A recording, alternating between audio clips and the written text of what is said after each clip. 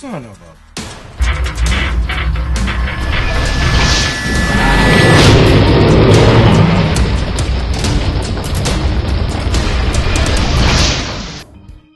Welcome to this issue of Mad Murphy, where I take a few topics that are pissing me off and simply rant about them. I'm in no way an expert on any of these topics. These are simply my opinions based off what I've seen, read, or heard. And if anything I have to say angers you, just get over it. If you wish to make a counterpoint on any of these topics, please feel free to email me at the WHP contact form at wellhey.com/contact, or simply add a comment to this video.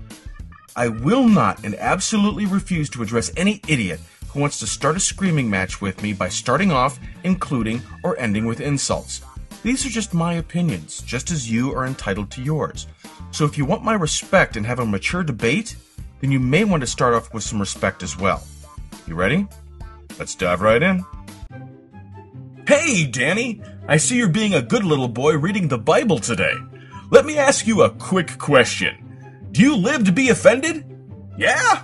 Well, fuck you! Before I dive any deeper, let's first define what I mean by live to be offended. After I define this phrase, I'm pretty sure that you know one or more people in your life that fit the definition. When I say live to be offended, I simply mean this. No matter what you say, no matter what you do, how you do it, when you say it, how you say it, what you enjoy, how you enjoy it, with whom you enjoy it with, where you go, how you get there, what you believe and why you believe it, they are always going to be offended by it. No matter what, you are offending them. So probably right now, I've already offended about 50 people. What I do not understand about these imbeciles is even though everything you do is offensive, you as a person are not regarded as offensive. This needs some explaining, some reasoning, some thought, any thought, if any, about why this is. How can a person whom everything they do is offensive still remain an unoffensive person? I know that's quite a mindfuck to think about for some of you cretins, so let me dumb it down for you even more. Say you know this guy, and you hang out with him all the time.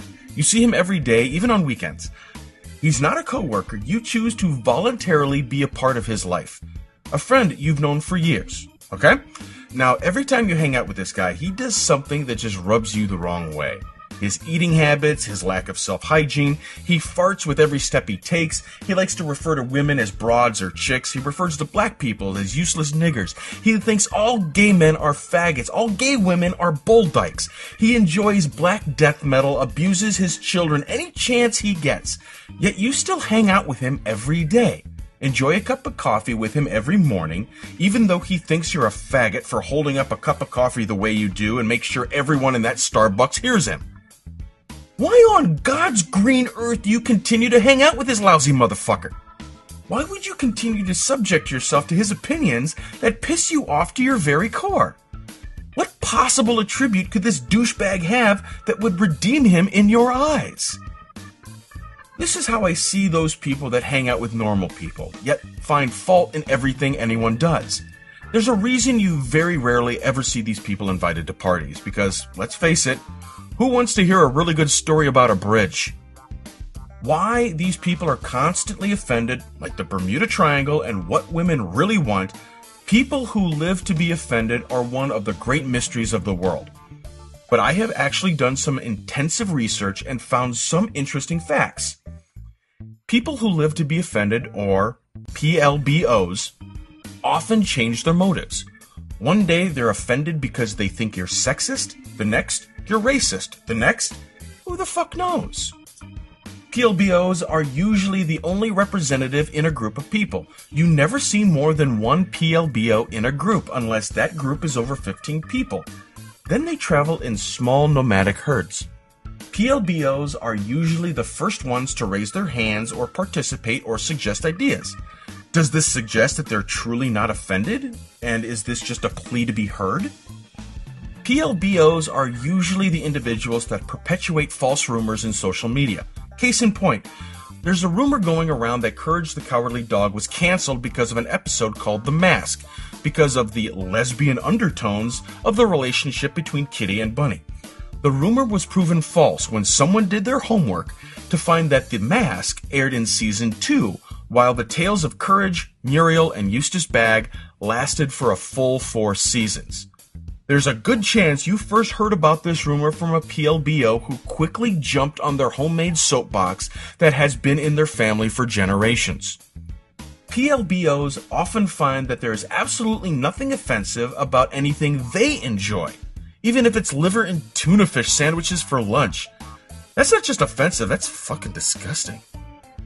PLBOs often are involved with their community church, sometimes too much. They volunteer their time, sometimes the entire family's time, to the church, much to the chagrin of the children, and usually talk about what they've heard about so-and-so from someone in the parish.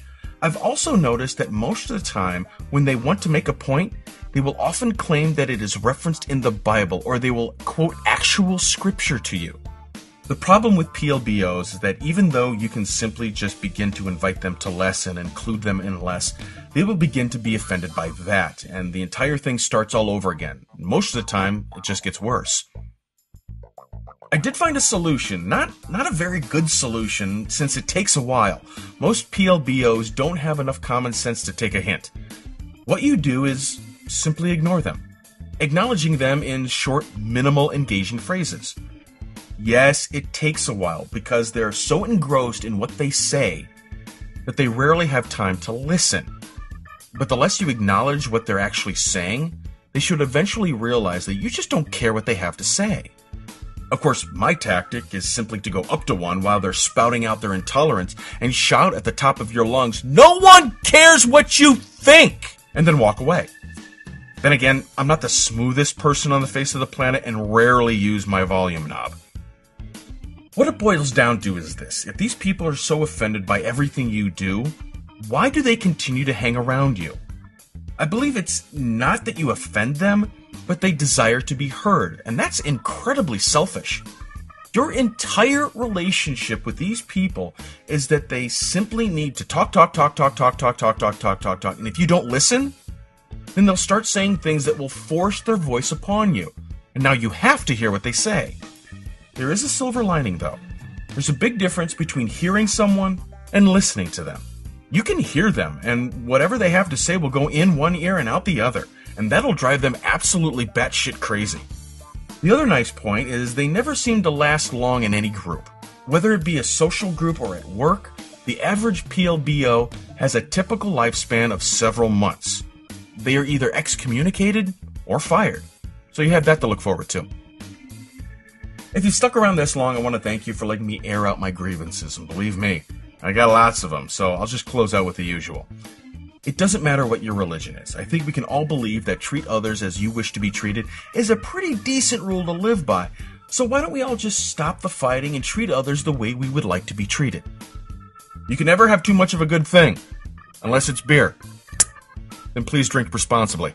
I look at all my friends and fans as younger brothers and sisters. I'm simply not yelling just to yell. I just don't want you to make the same mistakes I have, so if I go off on you individually, it's because I see you're about to hit that point where you're going to turn into me, and we can't have any more Murphys. The world can barely tolerate one. If you missed any of this Mad Murphy issue, the transcript will be posted on WellHey.com, so stop on by and enjoy the insanity. And if you have a suggestion of a topic you'd like to hear my opinion about,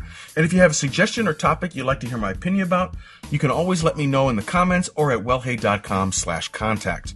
As always, you can catch me and say hi on Facebook, Twitter, or Tumblr, and of course YouTube. A bit of an announcement. I will be reducing the frequency of Mad Murphy issues from every week to every other week due to some personal events that will need more of my attention. Does this mean less WHP awesomeness? Probably. I'll do what I can to keep my regular Tuesdays for Mad Murphys and maybe some extra fun stuff. And of course, every Friday are always creepypasta tales. This is Murphy 1976 of WellHey Productions, where we bring you colorful insanity to your drab, uneventful lives.